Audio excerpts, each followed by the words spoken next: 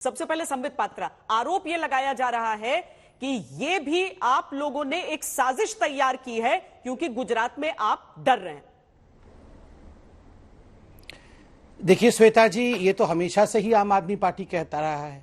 आप याद करिए, उत्तर प्रदेश के चुनाव से पहले भी ये कह रहे थे कि उत्तर प्रदेश में इनकी सरकार बनने वाली है, और बाद में जब नतीजे आए तो 350 में से 349 सीट्स पर इनकी जमानत जब्त हुई। गोवा में भी कह रहे थे हमारी सरकार बनेगी, वहां भी सब जमानत जब्त हुआ। ये कह रहे थे उत्तराखंड में भी हमारी सरकार बनेगी। तो ये इनका एक यूजुअल तरीका है। आज का मुद्दा है कि क्या सुकेश चंद्रशेखर ने जो चिट्ठी लिखा है, वास्तविक रूप में सत्येंद्र जैन ने 10 करोड़ रुपए 2-3 महीने में कमाया और आम आदमी पार्टी ने 50 करोड़ रुपए लिए कि नहीं, ये आरोप में कितनी सत्यता है।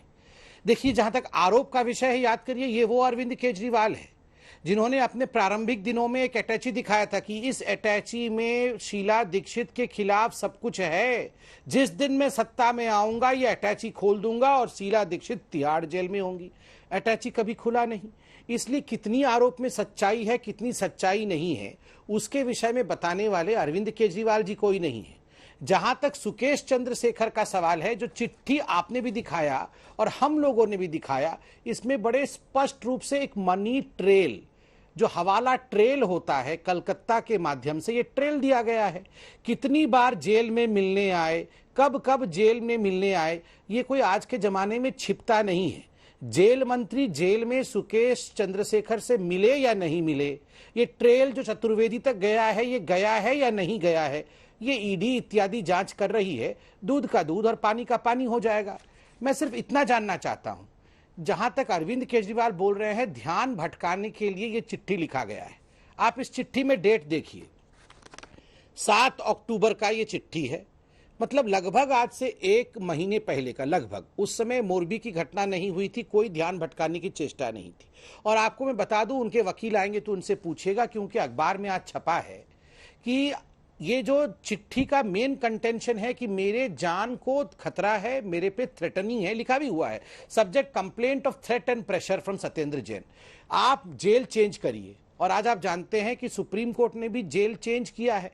ये जो सुकेश चंद्रशेखर है, पहले तिहाड़ में था, अब ये मंडावली जेल में चला गया है दिल्ली के, तो कहीं ना कहीं कोर्ट ने भी माना है कि थ्रेट है, तभी जेल चेंज किया है। दूसरी बात है, केवल इसके ऊपर केस नहीं चल रहा है, सत्येंद्र जैन के खिलाफ ही आरोप नहीं है, 83 पुलिसकर्मी इंक्लूडिंग डीजी, उनके ऊपर भी इस चिट्ठी के आधार पर केस चल रहे हैं कि उन्होंने मिल करके ये सारा साजिश रचा है।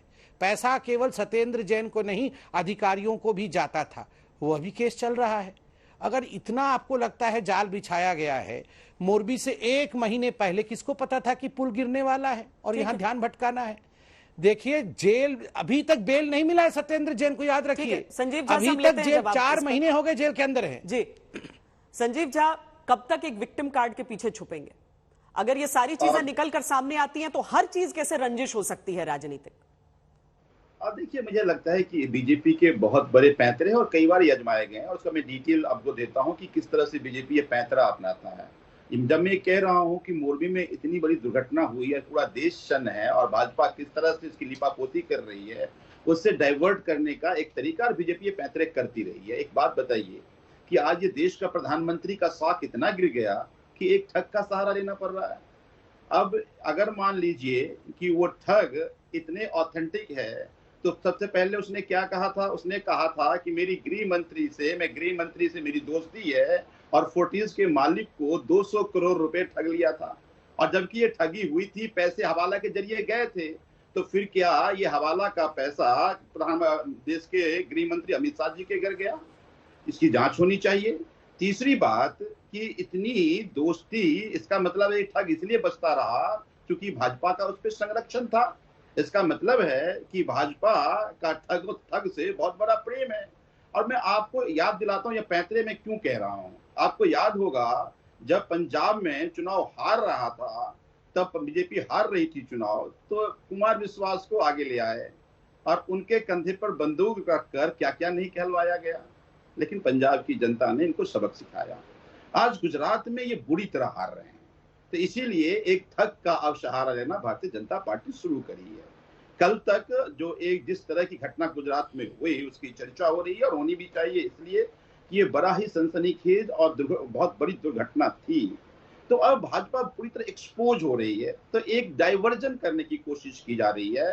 तो मैं ये मानता हूं कि सबसे पहले जांच तो गृह मंत्री की होनी चाहिए, क्योंकि आपको याद होगा कि एक बॉलीवुड की अभिनेत्री ने भी ये कहा था कि उसे ये सुकेश चंद्रशेखर ने जब मिला तो कहा कि मेरी अमित शाह से, देश के गृह मंत्री से मेरी दोस्ती है। तो फिर तो पहले गृह मंत्री से क्या सुकेश चंद्रशेखर की दोस्ती है, पहले उसकी जांच हो, फिर बाकी बात तय होगा। तो मुझे ये भाजपा का ठग प्रेम समझ में नहीं आ रहा है, लेकिन भाजपा का ये पुराना पैतरा है डाइवर्जन करने का, एजेंडे से मुंह मोड़ने का, और अपने आप को एक तरह से र्यूमर की एक पूरी एक टीम है जो र्यूमर मॉन्गरिंग करता है, जो अफवाह फैलाता है। तो ये ह्यूमर मॉन्गरिंग और अफवाह फैलाने की कोशिश है, ताकि जो अभी गुजरात का मुद्दा है, जिस तरह से गुजरात में घटना हुआ है, उसके तरफ से मीडिया का, देश के लोगों का ध्यान भटकाया जाए।